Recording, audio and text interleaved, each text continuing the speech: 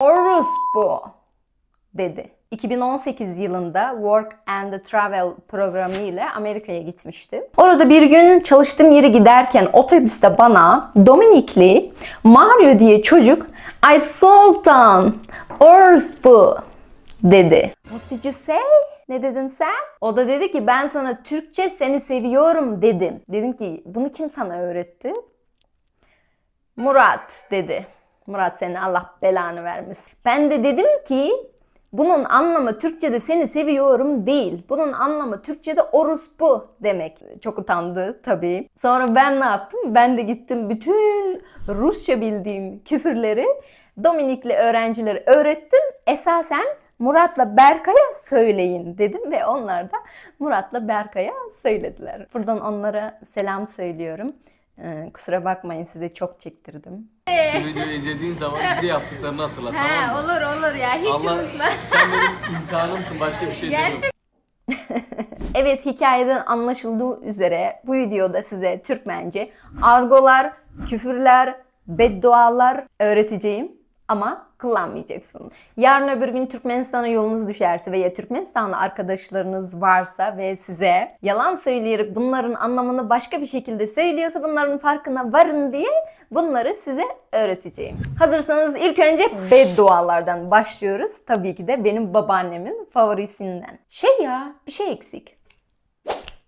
Şimdi oldu. Benim bu videoyu çekebilmem için tabii ki de babaanneme benzemem gerekiyordu. Tohumun tıkansın. Tohum bildiğimiz tohum soy anlamında geçiyor. Yani soyun tükensin. Ben de babaanneme diyordum ki babaanne bizim soyumuzun başında sen duruyorsun. O yüzden ilk önce senin gitmen gerekiyor diyerek babaannemin sinirlerini bozuyordum her zaman. Sonra da terliğini alıyordu arkamdan tohumun tıkansın diye yine de öyle bedduasını ediyordu. Bir sonraki kavur bol, kavur bolan. Kavur kabir, mezar demek. Yani bu bedduanın anlamı kabir ol. Kısacası öl. Gıran alan, gıran almış, gıran degen. Bunların hepsi eş anlamlı kelimeler. Gıran, kırım, katliam demek. Kırım ol, katliama uğra anlamında. Bunların hepsini bizim büyüklerimiz günlük hayatta kullanıyorlar. Ama bazıları bunların anlamını dahi bilmiyorlar. Sadece ağız alışkanlığı olmuş. Umarım bu videodan sonra farkına varırlar ve kullanmazlar. Acal alsın. Bunun da anlamı ecel seni alsın. Nalet bolsun, lanet olsun demek. Yedi pıştına nalet. Pışt burada nesil soy demek. Yedi soyuna lanet demek. Ağal alsın, al kalksın. Ağal 3 harfli yani cin demek. Ağal alsın, al kalksın, cin çarpsın sana demek. Merk ol, merk bolan. Merk ölüm, ecel demek. Merk bol, ecel ol, öl anlamında. Meyit bol, meyit bolan. Meyit insanın ölüsü, cesedi demek. Meyit bol, ceset ol yani öl demek. Şimdi ise küfür ve hakaretleri geçebiliriz. Atağına nalet, peder nalet. Bunun ikisi de aynı anlamda. Peder, dede, baba demek. Soyuna sopuna lanet demek. Bizde o meşhur sıçmak kelimesi var. Tohumuna, atağına, ağzına, kellene, yani neresine sıçmak isterlerse önüne o kelimeyi koyup arkasından sıçayın diyorlar. Sıçma işlemi bence sadece tuvalette yapılması gerekiyor. Neyse. Artıp kalan, bu da bir hakarettir. Artıp burada artmış olan anlamı var. Arta kalan demek. Döremen geçen, döremek, yaratılmak, doğmak anlamındadır. Seni doğuracağıma taş doğuraydımın yerine geçen işte bizdeki o hakaret. Türkmenistan'ın her yerinde en çok kullanılan küfür, hakaret yerine geçen bir tane kelime var. Haramzada. Haramdan olan, haramdan doğan demek. Mırrih. Bunun anlamı kötü, nefret edilen demek. Nalacedeyin, Ecemoğlu.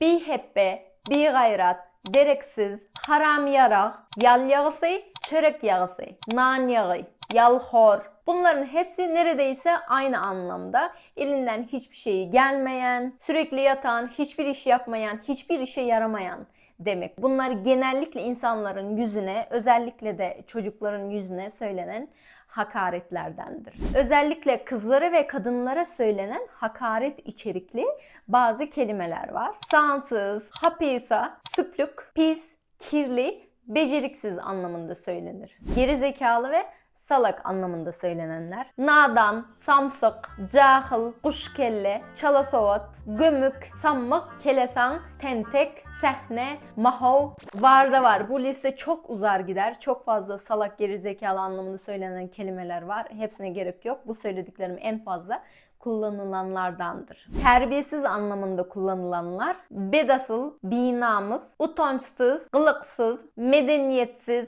bizdeki en nefret edilen insan türleri ve özellikleri. Bunlar bir insanı tarif ederken de kullanılır. Direkt insanın yüzüne hakaret içerikli de kullanılır. Gıyvatçı, gıyvatkeş. Dedikoducu demek. Bu dedikoducu olanların söyledikleri boş laflara varsakı denir. İkiyüzlü. Yani iki yüzlü demek. Cöğü, ay başım ağrıyor, ay oram ağrıyor diye böyle yalandan artistlik yapan insanlar var ya, onlara denir. Şerray, şermende, bu kelimeler eş anlamlı kelimelerdir.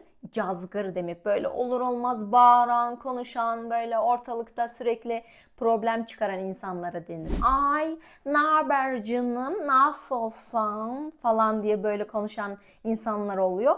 Bunlara biz sucuk diyoruz. İçgara, garip, bahıl, birinin başarısını göremeyen, kıskanç, haset eden insanları denir. Kötü, için nefret dolu, her türlü kötülüğü bekleyebileceğiniz insana biz şeytan ya da şeytana sapak veren deyimini kullanıyoruz. Yani şeytana ders veren. Gelelim gerçek küfürlere. Anam beni öldürecek. Türkiye'deki gibi AK, AMK bizde yok o versiyonları ama ananın şeyine ne yapayım, o versiyonu bizde de var. Genellikle küfürler erkekler tarafından kullanılır bizde ve karşısında bir erkek olduğu zaman senin ananın bilmem neresine ne yapayım derler. Karşısında kadın olduğu zaman direkt senin bilmem nerene ne yapayım derler. Ayrıca bizde genellikle Sovyetlerden dolayı Rusça küfür edilir ama Rusçayı söyleyebilirim.